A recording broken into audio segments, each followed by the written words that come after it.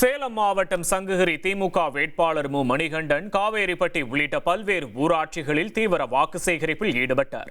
அப்போது பெண் வாக்காளர்களின் பாதம் தொட்டு வணங்கி அவர் ஆதரவு கோரியது அங்கிருந்தோரை நிகழ்ச்சியில் ஆழ்த்தியது.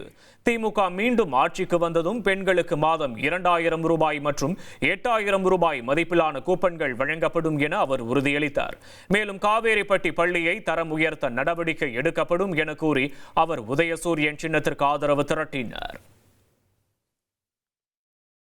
அன்புக்குரிய தாய்மார்களே, திராவிட முன்னேற்ற கழகத்துடைய தலைவர் மு.க. ஸ்டாலினுடைய பொற்கால ஆட்சி மீண்டும் தொடரணும்னு கேட்டு வந்திருக்கிறேன். இதுக்கு முன்னாடி பல பேர் முதலமைச்சராக இருந்திருக்கலாம், ஆனால் பொற்கால ஆட்சி என்று யாருடைய ஆட்சியும் குறிப்பிட்டு பேசிவிட முடியாது.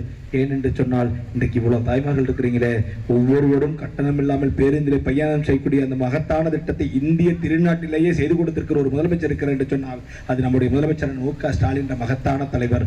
அதனால சொல்றோம், அவருடைய பொற்கால ஆட்சி மீண்டும் வேண்டும் என்று சொல்றோம். இன்றைக்கு மாதம் 1000 ரூபாய் மகளிர் உரிமை வழங்குகிற முத்தான திட்டத்தை தந்திருக்கிற ஒரு முதலமைச்சர் இந்தியாவில் வேறு எந்த மாநிலத்திலும் இல்லை. இனி செல்லும் இடமெல்லாம் செய்தி. தந்தி டிவியின் வாட்ஸ்அப் சேனலை ஃபாலோ பண்ணினா செல்ல இருக்கும் இடமெல்லாம் செய்தி.